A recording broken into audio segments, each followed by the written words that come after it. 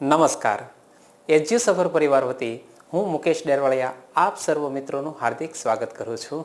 આજે તારીખ છે 20મી એપ્રિલ 2019 અને આજના કરંટ અફેર ગુજરાતીમાં જે સૌથી મહત્ત્વના સમાચારો છે, જે ખબરો છે, તેની વાત હું આપની સમક્ષ લઈને આવ્યો છું. અને મિત્રો, આ એજ્યુ સફર ટીમમાં ઘણા બધા પડદા પાછળ કામ કરે ત્યારે આ કરંટ અફેર તૈયાર થતું હોય છે અને તમારા સૌનું ઉજ્જવળ ભવિષ્ય ઘડાય એ માટે હંમેશા અમારા નમ્ર પ્રયત્નો છે. ત્યારે આજના કરંટ અફેરમાં હું તમને વાત કરું તો દિન વિશેષમાં છે નંદશંકર મહેતાનો જન્મદિવસ. નંદશંકર મહેતા એટલે કે કરણ ઘેલો નવલિકાના સર્જક. તો યાદ રાખજો મિત્રો, નવલકથા. તો જેમનો જન્મ 21મી એપ્રિલ 1835ના રોજ ગંગાલક્ષ્મી અને તુળજાશંકરને ત્યાં નાગર બ્રાહ્મણ કુટુંબમાં સુરત ખાતે થયો હતો. અને ગુજરાતી ભાષાના લેખક તેઓ હતા. અહીં તમે ઇમેજમાં જોઈ શકો છો નંદશંકર મહેતા. તેમની નવલકથા કરણ ઘેલો માટે તેઓ પ્રખ્યાત થયા છે અને જે ગુજરાતી ભાષાની પ્રથમ નવલકથા કહેવાય છે. તો ગુજરાતી ભાષાની પ્રથમ નવલકથાની વાત આવે ત્યારે મિત્રો, ગુજરાતી ભાષાની પ્રથમ સાહિત્ય કૃતિઓ વિષયક એજ્યુ સફર ઉપર વિડીયો આપણે ઓલરેડી મૂકેલો છે અને તેના ઉપર તમે એક વખત વિડીયો નિહાળશો, તમને ખૂબ મજા આવશે. તો મિત્રો, અહીં જ્યારે કરણ ઘેલો વાત આવી એટલે યાદ આવ્યું, તેમણે 1863માં કરણ ઘેલો લખવાની શરૂઆત કરી અને 1866માં પ્રકાશિત કરી. 2015માં કરણ ઘેલોનું અંગ્રેજીમાં ટ્રાન્સલેશન થયું છે.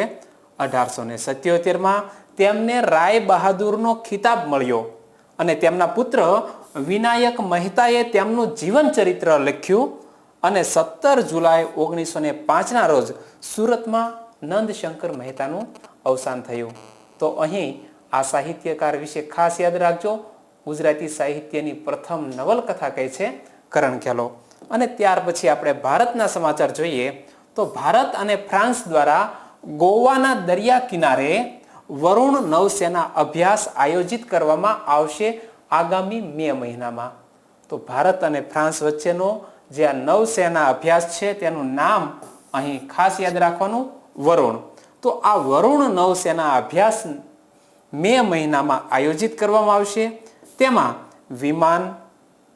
વિમાનવાહક જહાજો, વિધ્વંસક પનડુબ્બી જેને આપણે સબમરીન કહીએ છીએ તે, અને લડાકુ વિમાનનો સમાવેશ થાય છે, ફાઇટર પ્લેન.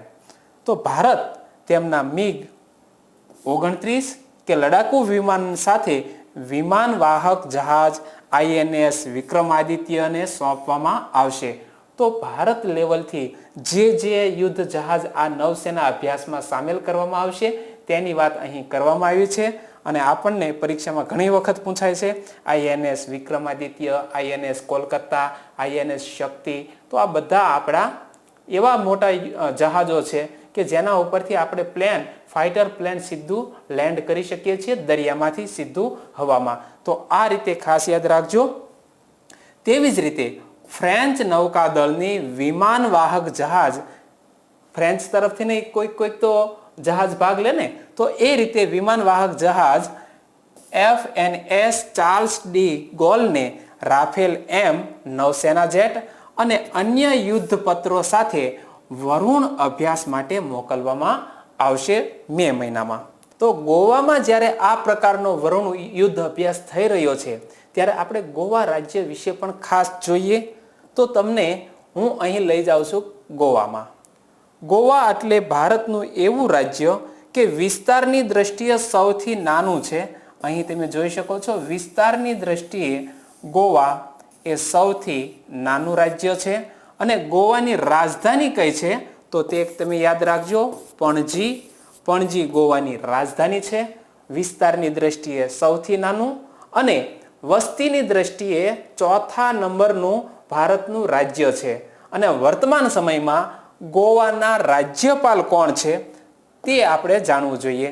તો વર્તમાન સમયમાં ગોવાના રાજ્યપાલ મૃદુલા સિંહા છે અને મનોહર પર્રિકર સાહેબ કે જેઓ રક્ષા મંત્રી રહી ચૂક્યા હતા અને ગોવાના મુખ્યમંત્રી પદે હતા ત્યારે તાજેતરમાં જ તેમનું નિધન થયું છે. તો તેમનું સ્થાન વર્તમાન સમયમાં કોણે લીધું છે તો તે આપણા માટે સૌથી મહત્વની વાત છે. ગોવાના સીએમ તરીકે તમે પ્રમોદ રાવત, અહીં તમે ઇમેજમાં જોઈ શકો છો પ્રમોદ રાવત, અને તેમને સ્થાન લીધું છે મનોહર પારીકરનું. તો અહીં તમે જોઈ શકશો પ્રમોદ રાવત એ ગોવાના હાલના સીએમ છે, મુખ્યમંત્રી છે, એટલે નવા નિમાયા છે. આગામી એક્ઝામમાં આમના વિશે પ્રશ્ન પૂછાઈ શકે છે, તે ખાસ યાદ રાખજો. ત્યાર પછી આપણે સમાચારમાં આગળ જોઈએ તો ફ્લીટ રિવ્યુ અભ્યાસમાં આઈએનએસ કોલકાતા અને આઈએનએસ શક્તિ જહાજ ભાગ લેવા જઈ રહ્યા છે. અહીં મહત્વના બે આપણા યુદ્ધ જહાજો આવે છે કે જેના ઉપરથી આપણા ફાઇટર પ્લેન લેન્ડ કરી શકે એવા આઈએનએસ કોલકાતા, આઈએનએસ શક્તિ, તેઓ આ યુદ્ધ અભ્યાસમાં ભાગ લેવા જઈ રહ્યા છે. અને તે કયા દેશમાં આયોજિત થવાનો છે? ચીનમાં. તો ચીનના કિંગદાઓ શહેરમાં 23 એપ્રિલ 2019ના રોજ યોજાશે. આ કાર્યક્રમમાં ચીનના રાષ્ટ્રપતિ શી જિનપિંગ પણ ભાગ લેશે. તેનું આયોજન ચીનના નૌસેનાની જે નામ છે પીપલ્સ લિબરેશન આર્મી નેવી, જે ચીનની નૌસેનાનું નામ છે, તેની 70મી વર્ષગાંઠ નિમિત્તે આ કાર્યક્રમ યોજવામાં આવી રહ્યો છે. અને આંતરરાષ્ટ્રીય ફ્લીટ રિવ્યુ નૌકાદળના વહાણ, એરક્રાફ્ટ અને સબમરીન પરેડ છે. અહીં તમે ઇમેજમાં જોઈ શકો છો. તેની અંદર 3 પ્રકારના, એક તો વહાણ, બીજું એરક્રાફ્ટ એટલે કે પ્લેન અથવા તો હેલિકોપ્ટર, અને ત્રીજું સબમરીન. આ ત્રણેય આમાં સામેલ થવાના છે. ભારત દ્વારા ફેબ્રુઆરી 2016માં આંતરરાષ્ટ્રીય ફ્લીટ રિવ્યુનું આયોજન કરાયું હતું અને ત્યાર પછી હવે ચીનમાં આયોજન થઈ રહ્યું છે. આઈએનએસ શક્તિ સૌથી મોટી ટેન્કરોમાંની એક છે. અહીં એક મહત્વનો પ્રશ્ન એ થાય કે આઈએનએસ શક્તિ આ મોટું માલવાહક વહાણ છે અને એની અંદર આપણે ખૂબ મોટી સંખ્યામાં આપણે તેની અંદર માલ પરિવહન કરી શકીએ છીએ, એટલે અહીં શબ્દ વપરાયો છે ટેન્કર. તો ખાસ યાદ રાખજો, ભારતનું મોટું ટેન્કર ગણી શકાય તેવું યુદ્ધ જહાજ છે આઈએનએસ શક્તિ. આઈએનએસ શક્તિ એ ભારતીય નૌકાદળ સાથેની સેવામાં દીપક વર્ગના કાફલામાં ટેન્કર તરીકે સામેલ થયું છે.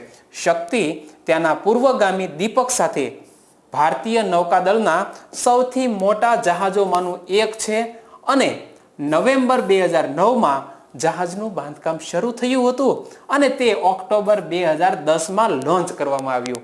તો સૌથી ટૂંકા સમયગાળામાં જે જહાજ નિર્માણનું કાર્ય શરૂ થયું અને ટૂંકા સમયગાળામાં બનીને તરત જ તેને લોન્ચ કરવામાં આવ્યો. તો આ જહાજનું બાંધકામ 27 મહિનાના રેકોર્ડ સમયમાં પૂર્ણ થયું હતું. આઈએનએસ કોલકાતા ભારતીય નૌકાદળના કોલકાતા વર્ગના સ્ટીલ્થ માર્ગદર્શિત મિસાઇલ વિનાશકનું મુખ્ય શિપ છે, વહાણ છે. અને તેણીનું આજે આઈએનએસ કોલકાતા છે તેણીનું કઈ જગ્યાએ નિર્માણ કરવામાં આવ્યું હતું? મજગન ડોક લિમિટેડ ખાતે તેનું નિર્માણ થયું હતું અને દરિયાઈ ટ્રાયલ પૂર્ણ કર્યા પછી 10 જુલાઈ 2014ના રોજ તે નેવીને સોંપવામાં આવ્યું હતું. 16 ઓગસ્ટ 2014ના રોજ યોજાયેલ એક સમારંભમાં આ વહાણ સત્તાવાર રીતે વડાપ્રધાન નરેન્દ્ર મોદી દ્વારા શરૂ કરવામાં આવ્યું હતું. ત્યાર પછી આપણે આગળ સમાચાર જોઈએ તો 2020થી સીબીએસઈ શિક્ષા વિદ્યાર્થીઓને વિઝ્યુઅલ એડની પરવાનગી આપશે. અહીં નામ આવે છે સીબીએસઈ. તેનું પૂરું નામ ખાસ યાદ રાખજો, central bureau of secondary education, CBSE board કહેવાય છે.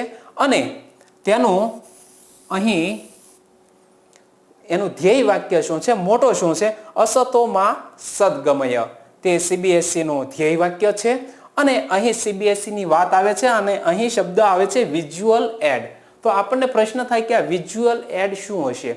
તો તાજેતરમાં સીબીએસઈએ મેગ્નિફાઈંગ કાચ, જેને આપણે ગુજરાતીમાં બિલોરી કાચ કહીએ છીએ, તો બિલોરી કાચ અને બિલોરી કાચની જેમ જ તે કામ આપતું, જેના દ્વારા આપણે એના ઉપયોગથી કોઈ ઝીણા અક્ષરો છે તો તેને આપણે મોટા જોઈ શકીએ છીએ, તેવું એક ઇલેક્ટ્રોનિક ઇન્સ્ટ્રુમેન્ટ આવે છે. તમે આ વિઝ્યુઅલ એડ આવો શબ્દ ગૂગલ ઇમેજમાં સર્ચ કરશો તો તમને તે જોવા મળશે. અને એની મદદની છૂટ આ સીબીએસઈ બોર્ડે તાજેતરમાં વિદ્યાર્થીઓને આપી છે, એની વાત અહીં છે. તો કેન્દ્રીય માધ્યમિક શિક્ષણ બોર્ડે એટલે કે સીબીએસઈ દેશમાં જાહેર અને ખાનગી શાળાઓ માટે એક રાષ્ટ્રીય સ્તરનું શિક્ષણ બોર્ડ છે. સીબીએસઈ નું પૂરું નામ હમણાં આપણે જોઈ લીધું, central board of secondary education. અને હાલમાં સીબીએસઈ હેઠળ કેટલી શાળાઓ? 19,316 શાળાઓમાં ભારતમાં અને 211 જેટલી શાળાઓ 28 જેટલા દેશોમાં જોડાયેલી છે અને હાલમાં કાર્યરત છે. સીબીએસઈ ની જ વાત કરીએ તો તાજેતરમાં સીબીએસઈ એ આપણે કરંટ અફેરમાં એ વખતે લઈ લીધું હતું, વાણી નામની એપ લોન્ચ કરી છે. સીબીએસઈ નું પૂરું નામ central board of secondary education. CBSE ની સ્થાપના ક્યારે થઈ હતી? 3 નવેમ્બર 1962 ના રોજ. અને સીબીએસઈ નું મુખ્ય મથક ક્યાં આવેલું છે? આપણી કેપિટલ નવી દિલ્હી, ભારત ખાતે. સીબીએસઈ ના હાલના અધ્યક્ષ કોણ છે? તો ગુજરાતમાં પણ આઈએએસ ની કેડર ઉપર રહી ચૂકેલા અનિતા કરવાલ હાલમાં સીબીએસઈ ના અધ્યક્ષ છે. અને સીબીએસઈ માં કેન્દ્રીય માનવ સંસાધન વિકાસ મંત્રાલય હેઠળ આ કામ કરે છે. ત્યાર પછી આપણે આગળના સમાચાર જોઈએ તો ખૂની વૈશાખી પુસ્તક આબુધાબીમાં પ્રકાશિત કરવામાં આવ્યું છે. અને તમને અહીં એક પ્રશ્ન થાય કે આ ખૂની વૈશાખી પુસ્તક અને તેના લેખક કોણ છે? તો નવદીપ સુરી. જી હા મિત્રો, નવદીપ સુરી આ ખૂની વૈશાખી પુસ્તકના લેખક છે. અને આ પુસ્તક છે તો આ પુસ્તકમાં જલિયાવાલા બાગના હત્યાકાંડનું વર્ણન કરવામાં આવ્યું છે. અને તાજેતરમાં જ્યારે 13મી એપ્રિલ 2019 ના રોજ જલિયાવાલા બાગ હત્યાકાંડના 100 વર્ષ પૂર્ણ થાય તો એવા સમયે આ પુસ્તક 100 વર્ષ પહેલા લખવામાં આવ્યું હતું અને આ પુસ્તક અંગ્રેજીમાં પ્રકાશિત કરવામાં આવ્યું હતું. જલિયાવાલા બાગને હત્યાકાંડને 13 એપ્રિલ 1919 ના રોજ થયો હતો અને જલિયાવાલા બાગ પંજાબના અમૃતસર શહેરમાં આવેલો છે. જલિયાવાલા બાગ હત્યાકાંડ કરનાર બ્રિટિશ અધિકારી જનરલ ડાયર હતા અને તેઓ પંજાબના લેફ્ટનન્ટ ગવર્નર તરીકે 1912 થી 1919 સુધી કાર્યરત રહ્યા હતા. અને એ સમયગાળા દરમિયાન ત્યાં માર્શલ લો નામનો કાનૂન કાર્યરત હતો અને એ સમયે જે વ્યક્તિઓના ટોળા નીકળ્યા તો તેને માર્શલ લો અંતર્ગત કાબુમાં લેવા માટે જનરલ ડાયરે પોતાનું આ અધમમાં અધમ નીચ કહી શકાય તેવું કૃત્ય કર્યું હતું. તો જલિયાવાલા બાગના 100 વર્ષ નિમિત્તે એક સ્મારક સિક્કો અને એક ડાક ટિકિટ પણ બહાર પાડવામાં આવી હતી.